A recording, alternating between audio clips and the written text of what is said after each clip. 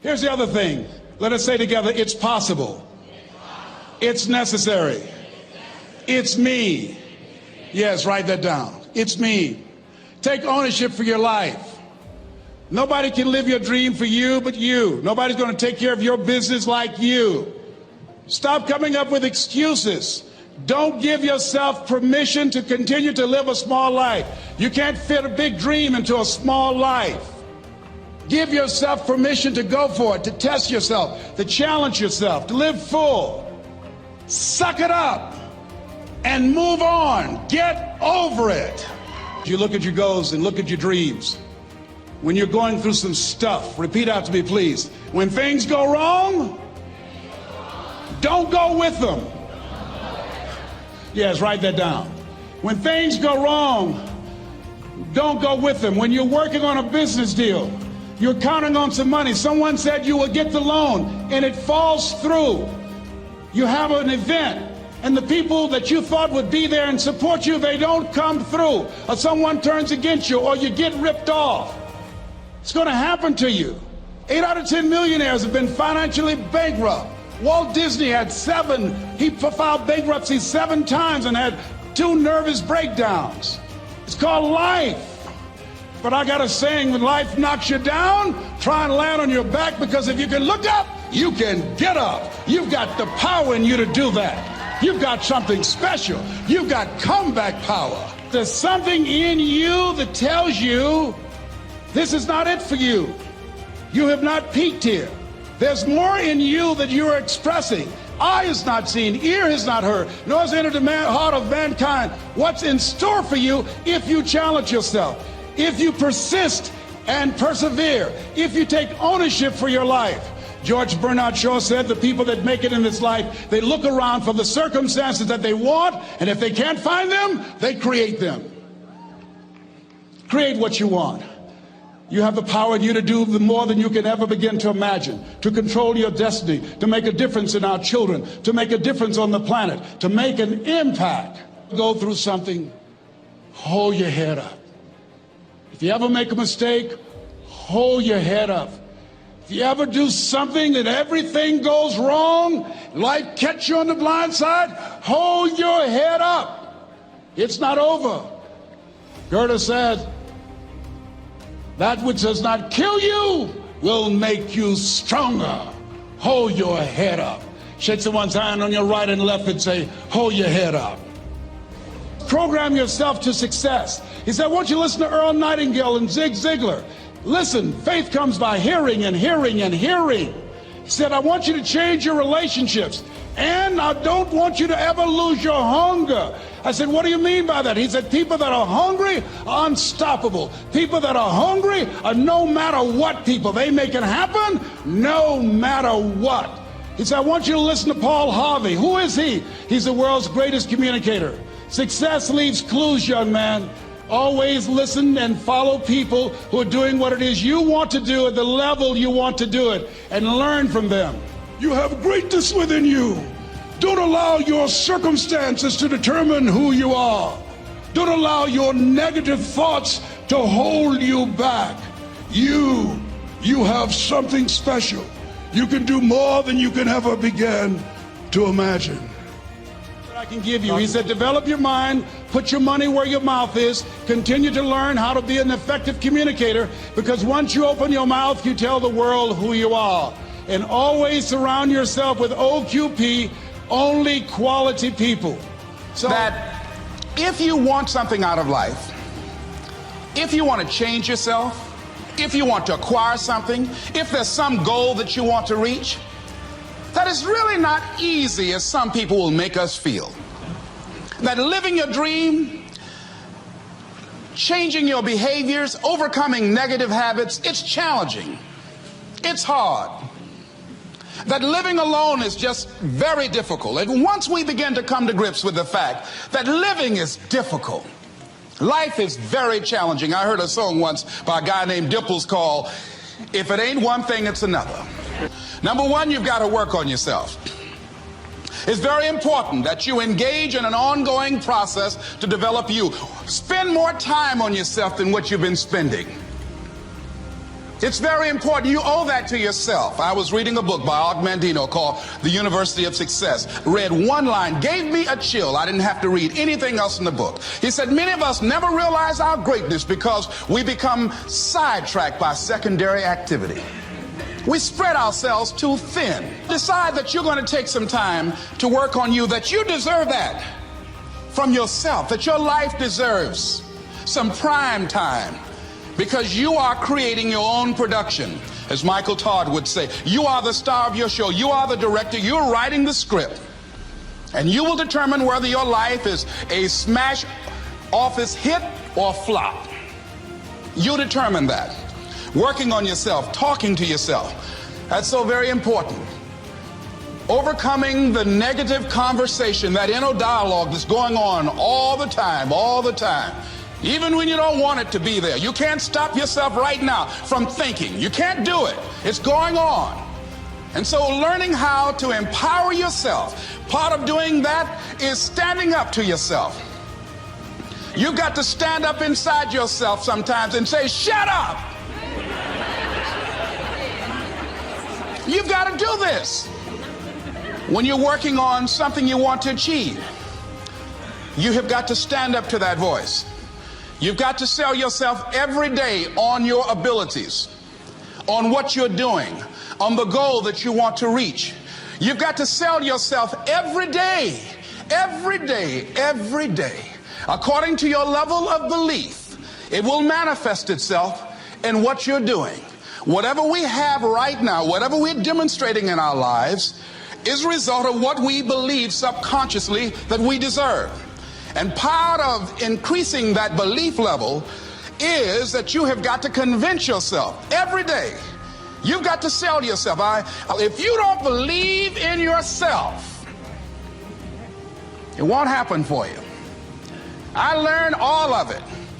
So that's why I do a training called Focus on the Seller. You've got to focus on you. And as you convince you, as you sell yourself every day, you will begin to see a difference in the things that you're doing. Selling yourself on your ability to perform a job, to achieve a certain objective. Telling yourself every day, here I go again. And I got what it takes. This is my day, and nothing out here is going to stop me. God said, you are a son. You my child. You ain't got to do nothing else. You ain't got to get a degree. You ain't got to do nothing. You my son because you my son. And I'm just going to bless you because the rain falls on the just as well as the unjust. You ain't got to do nothing for me to love you. You ain't got to do nothing for me to hook you up. You my daughter. You enough. You enough. That's why you done ran through 4 men, because you don't know you enough without a man. You enough. If you never get married, you enough. If you never pass that law degree, you enough. If you never become a doctor, you enough. If you never get married, you enough. If you never have a child, you are enough like you are. And that's why God created you. You are enough. And God say, come on home so I can take care of you. You got these no good Negroes taking care of you. Let me take care of you. You worry about some job, they killing you, and you go into that job like you a slave. God said, let me take care of you. I gave you a gift. Your gift will make room for you. I gave you a gift. You ain't got to run up behind them. They going to run you in the grave. You ain't going to have no time with your family and your kids. Let me take care of you, baby. I created you. They did. Let me take care of you. Created equal, some work harder in preseason. So that means that there are some people who are going to see the professor, going to see the TA. And even when the professor says, I don't meet with you, my TA meets with you, you say, I don't want to talk to your TA. That's what it is. I don't pay the TA. That's right. I pay you to teach me. So you're going to have to find some time to meet me. If I got to meet you at the mall, if I got to meet you at your house, you are going to see me. Listen to me. All men are created equal. Some work hard in preseason. When I went to college, guys were way smarter than me.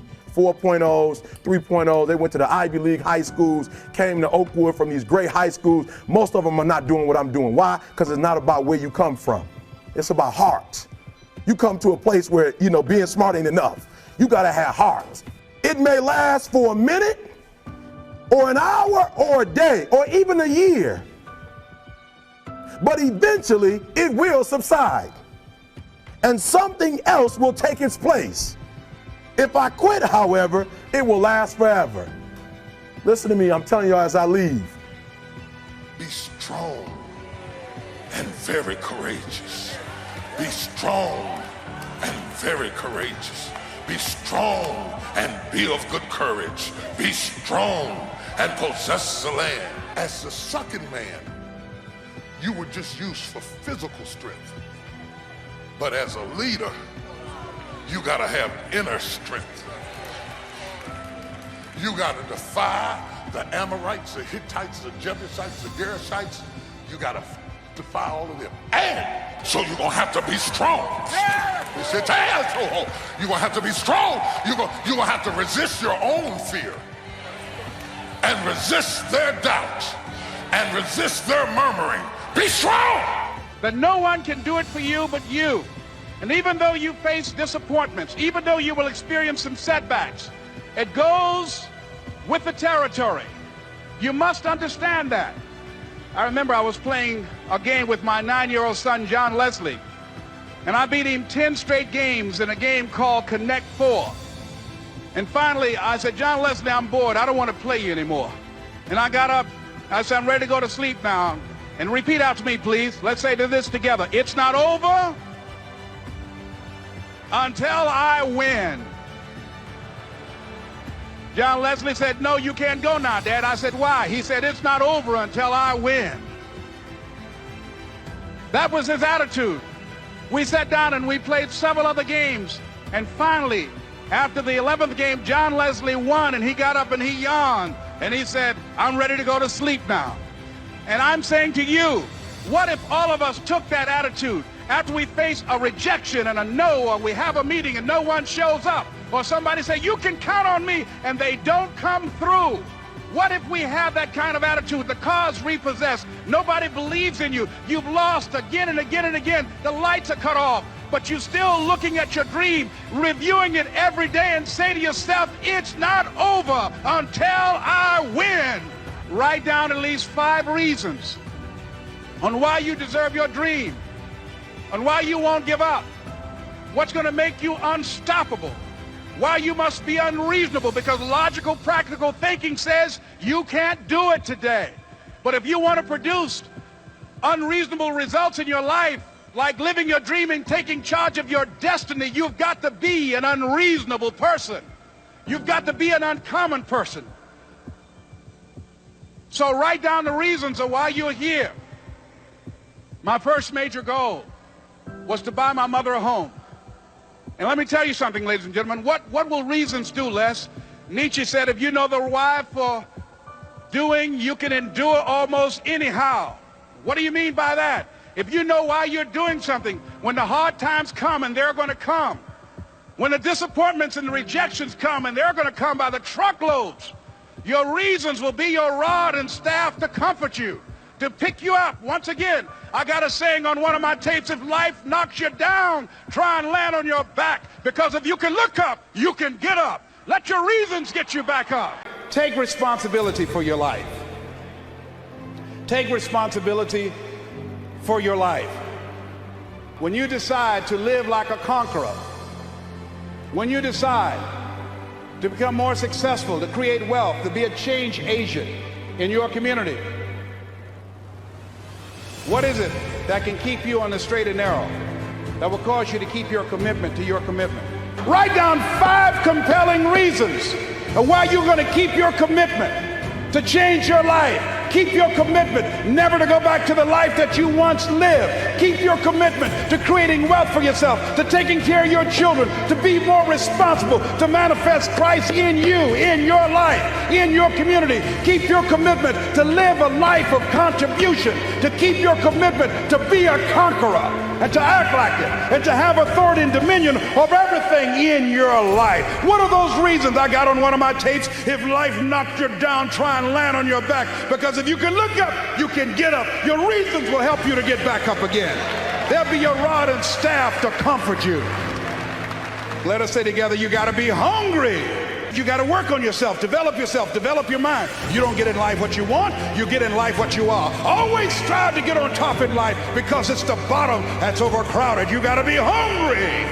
There are people who come to this country who can't speak the language, and they hit the ground running because they're hungry. The people that are hungry are willing to do the things today others won't do, in order to have the things tomorrow others won't have. The people that are hungry are willing to make it okay to fail. They are risk takers. The people that are hungry are willing to reinvent themselves, to develop themselves. They know you don't get in life what you want, you get in life what you are. The people that are hungry have goals and practical steps that they engage in day in and day out. Get together with 10 men who want to develop themselves, who want to grow, who want more out of life, who see themselves in the future doing better than they have right now. 10 men who've decided that the manpower experience will not just be an emotional catharsis, but they're going to go out and live the message that they've heard preached from this pulpit up here. 10 men who've decided to get serious about their lives, to make a commitment, to commit themselves and their ways and their behaviors and their habits to achieve a better life for themselves, for their families, and the communities and the people that they care about. Attach yourself with 10 men. Why? That gives you hope when there's hope in the future. That gives you power in the present. I'm going to change. I'll never be the same again. I want God to use me in a special kind of way. You want to find those men. See, there are two types of relationships. There are nourishing relationships and there are toxic relationships. Most people, when you leave here and you face the world and all of your negative, toxic family members and friends, it will knock the wind out of you. That's why you got to have 10 men to stay in your ear, so when you break down, and you're going to break down, when you go back to the fiery furnaces of this world and you'll forget everything you heard here, these men can stand with you. When you have your moments in the Garden of Gethsemane and you need someone to tarry with you, these men will pray with you. When you find yourself getting weak and losing control, you need someone to get you anchored again. And these 10 men make this the greatest manpower conference ever because of the relationship that you're going to develop with 10 men who share your vision for a better future. There's nothing as powerful as a made-up mind. The human will. For Nelson Mandela, you look at your dream and think they're against the odds. A man being incarcerated for 26 years, with every major government in the world supporting his government and his oppression of his people, in prison. Even Joseph's accomplishment is pale in comparison to Nelson Mandela. And to go from prisoner to president, I say there's a Nelson Mandela in everyone here in this room. And he didn't do it by himself. Jesus didn't do it by himself. He had 12 men who shared his vision. The power of the human will. Come here, John Leslie. The power of the human will. I don't know what that dream is that you have. I don't care how far-fetched it might appear to be. I don't care how disappointing it might have been as you've been working toward that dream. But here's what I know. That dream that you're holding in your mind, that it's possible. Let's say that together, please. Say, it's possible. See, sometimes we can't say, I can do that. But what we can say, that it's possible that I can have my dream as we run toward it, as we work on it day in and day out. Most people have done all that they're ever going to do. They raise a family, they earn a living, and then they die. But people who are running toward their dreams, life has a special kind of meaning. And here's what I will share with you. That in the process of working on your dreams, you are going to incur a lot of disappointment, a lot of failure, a lot of pain, a lot of setbacks, a lot of defeats. But in the process of doing that, you will discover some things about yourself that you don't know right now. What you will realize is that you have greatness within you. what you'll realize is that you're more powerful than you can ever begin to imagine. What you will realize is that you're greater than your circumstances, that you don't have to go through life being a victim. I started working on my dream, and most people don't work on their dreams. Why? For many years I didn't. One is because of fear, the fear of failure. What if things don't work out? And the fear of success. What if they do and I can't handle it? The other thing is that most people, ladies and gentlemen, they get comfortable. They stop growing, they stop working on themselves, they stop stretching, they stop pushing themselves, and they end up becoming very cynical about life if they throw in the towel on themselves, on their families, and on their dreams. And the other thing is that most people don't feel worthy. What I'm doing now, I could have been doing years ago. But because I did not have a college education, because I didn't believe in myself, because I allowed other people's opinion of me to control my destiny, I didn't act on my ideas. So I applaud you for your dreaming, for your running toward your dream. I applaud you for believing in yourself, because that's what life is about, stretching and challenging, looking for ways that you can begin to improve yourself. And ladies and gentlemen, as a result of stretching out, of acting on my dream, and I don't know what that dream is for you, I can tell you that it's possible. I'm saying to you, your dream is possible.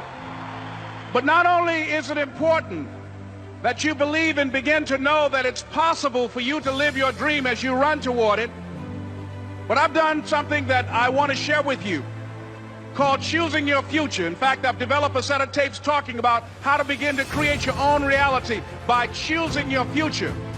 And not only is it important for you to know it's possible for you to choose your future, but it's necessary that you work on yourself, that you develop yourself. It's necessary to know that everybody won't see it, that everybody won't join you, that everybody won't have the vision.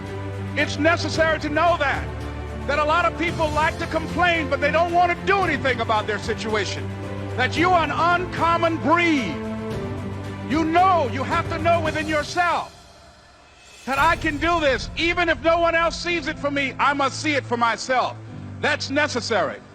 It's also, ladies and gentlemen, necessary that you be creative when you're working on your ideas, that you understand the importance of changing up, of readjusting your strategies. Many times we can have a great idea, but if you're not advancing it in the right way and things don't happen, you become discouraged and think the idea doesn't work. No, that's not true. It's necessary that you be flexible, that you are always thinking of how can I improve this better. This is a customer-driven economy. It's necessary for you to always explore various ways in which you can improve the quality of service that you're providing for the people in your organization. It's you, that no one can do it for you but you. And even though you face disappointments, even though you will experience some setbacks, it goes with the territory. You must understand that. I remember I was playing a game with my 9-year-old son, John Leslie, and I beat him 10 straight games in a game called Connect 4. And finally, I said, John Leslie, I'm bored. I don't want to play you anymore. And I got up. I said, I'm ready to go to sleep now. And repeat out to me, please. Let's say this together. It's not over until I win. John Leslie said, no, you can't go now, Dad. I said, why? He said, it's not over until I win. That was his attitude. We sat down and we played several other games. And finally, after the 11th game, John Leslie won, and he got up and he yawned. And he said, I'm ready to go to sleep now. And I'm saying to you, what if all of us took that attitude after we face a rejection and a no, or we have a meeting and no one shows up, or somebody say, you can count on me, and they don't come through? What if we have that kind of attitude? The car's repossessed. Nobody believes in you. You've lost again and again and again. The lights are cut off, but you're still looking at your dream, reviewing it every day, and say to yourself, it's not over until I win. Surround myself with winners. Become creative. It's me. I've got to make it happen. It's not over until I win. The next thing that's important to know, yes, it's possible that you can choose your future and direct the course of your life as you run toward your dream. It's necessary that you have goals, that you write those goals down, that you plan, that you think constantly of how you can begin to improve what it is that you're doing. If it's your presentations, if it's your recruiting skills, whatever that is, it's also necessary that you look for ways to always find a way to pull it out when everybody else thinks that you are defeated. That you've got to take personal responsibility to know that in order to become successful, you've got to make it your personal business to do it. But the next thing, ladies and gentlemen, I want to share with you that some of you already know that it's hard. It's not easy. It's hard changing your life. You can live your dream. It was hard, ladies and gentlemen. It was very difficult to pick myself up each day believing that I could do it. There were times that I doubted myself. I said, God, why is this happening to me? I'm just trying to take care of my children and my mother. I'm not trying to steal or rob from anybody. Why did this have to happen to me? It was very hard. And here's what I want to say to you. For those of you that have experienced some hardships, don't give up on your dream. No one could have convinced me by holding on, by continuing to push forward, by continuing to run toward my dream. Don't stop running toward your dream.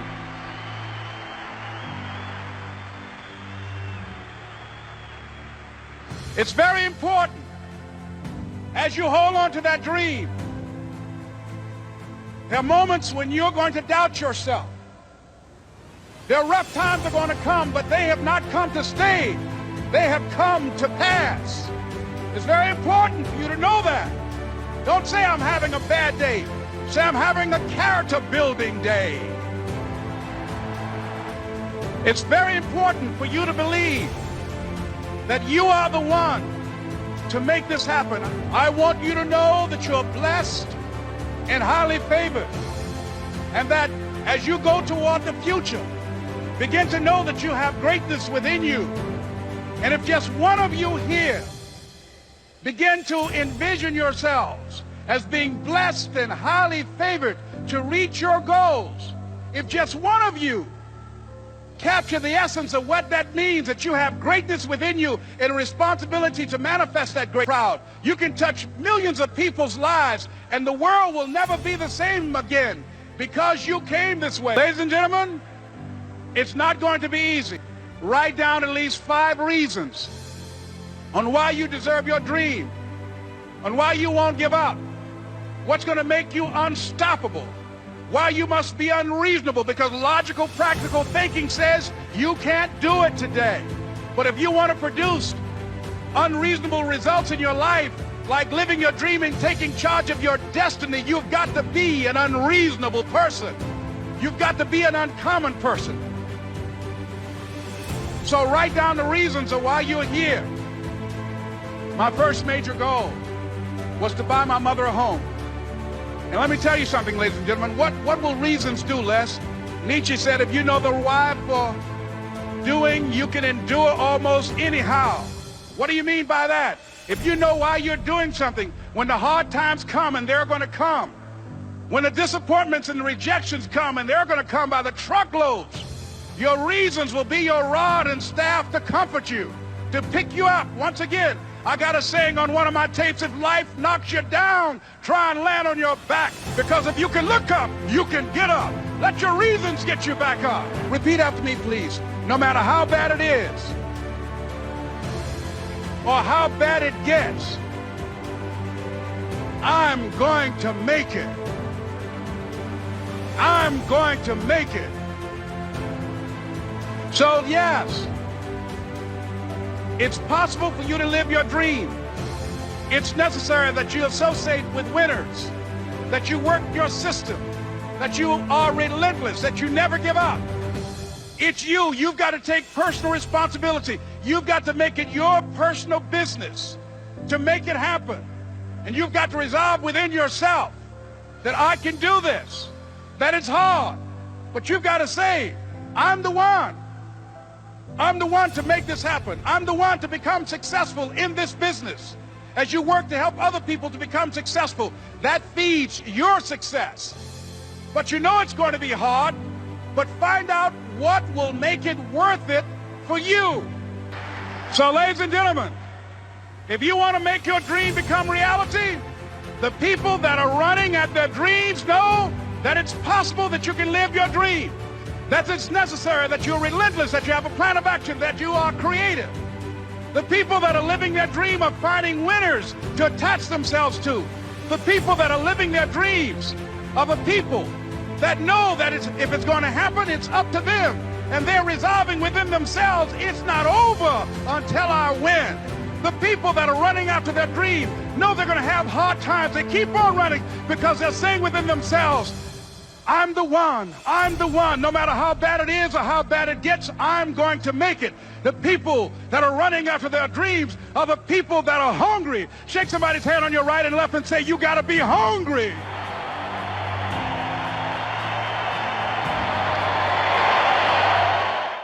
We're all looking for passion.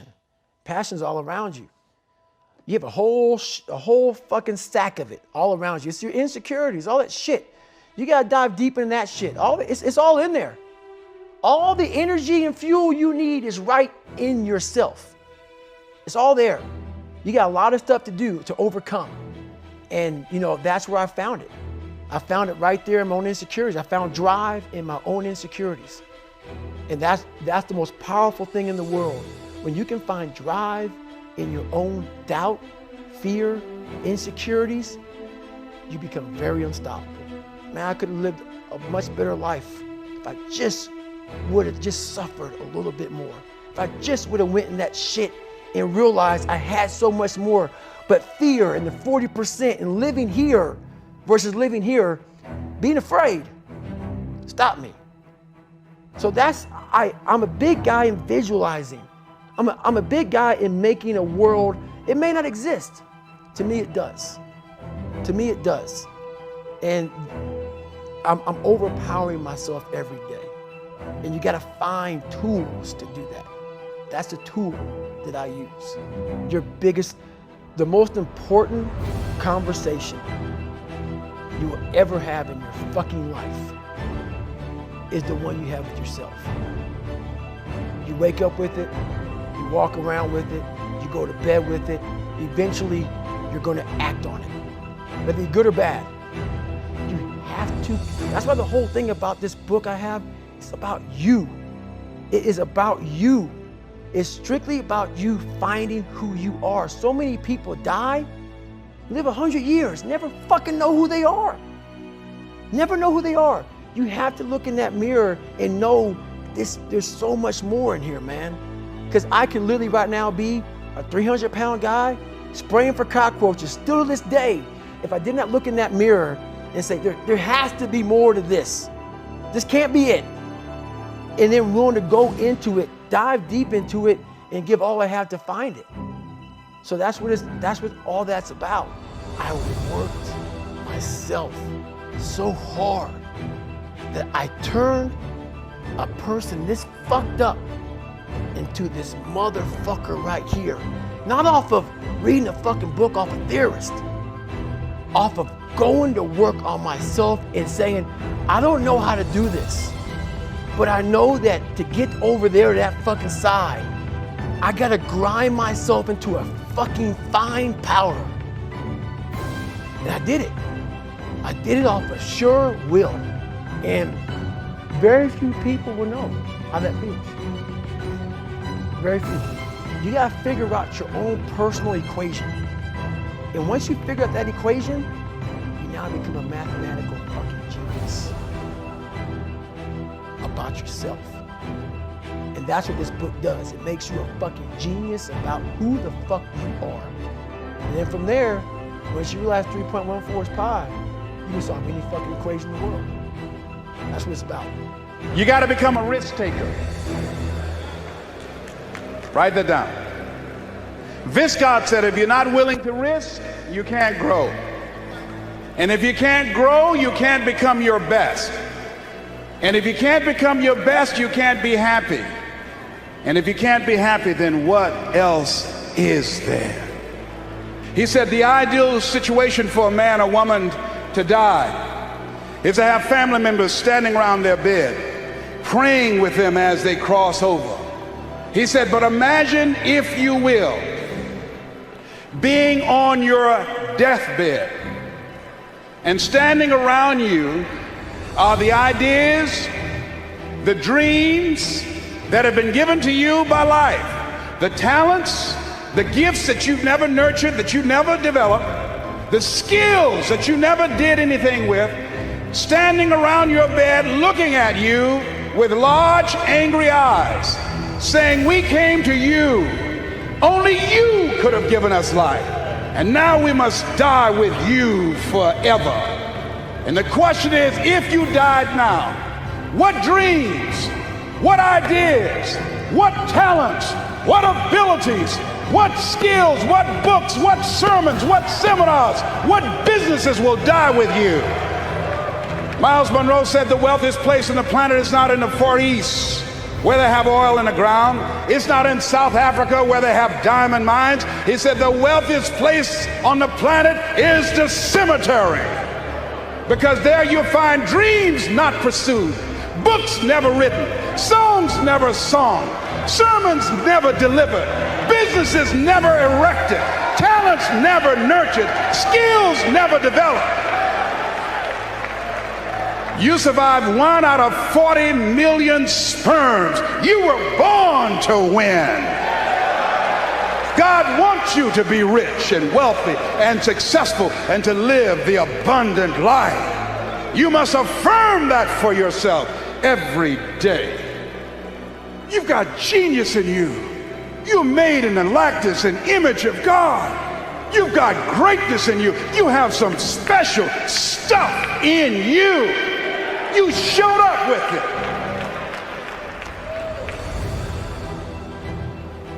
So as you look at your life and you decide to become a risk taker, make it okay to fail, to experiment, trial and error. Repeat after me, please. No test, no testimony. Yeah, you're going to face some hard times. When you decide that you're going to commit your life to Christ, you're going to, at that time, go through unadulterated hell. What's the first thing they say when you get on an airplane before they take off? Fasten your seatbelt. Why? Because you will experience some turbulence before you reach a comfortable altitude.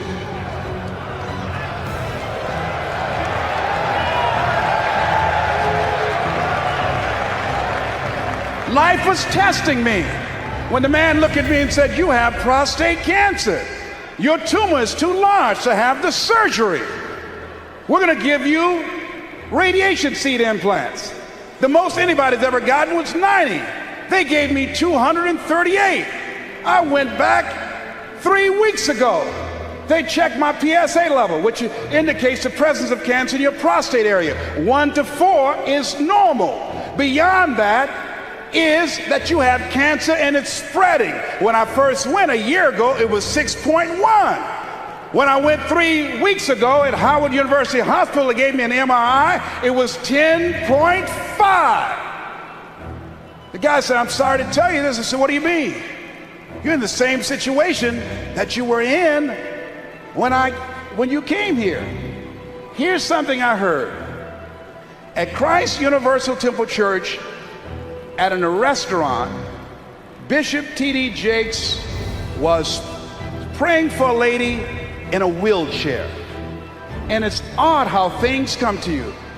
When he finished praying for the lady, I'm sure there were some questions were asked that weren't verbal, that if the prayer worked, why didn't she get up and walk? And what he said as he was walking away, healing takes first, he said healing takes place first in the spirit.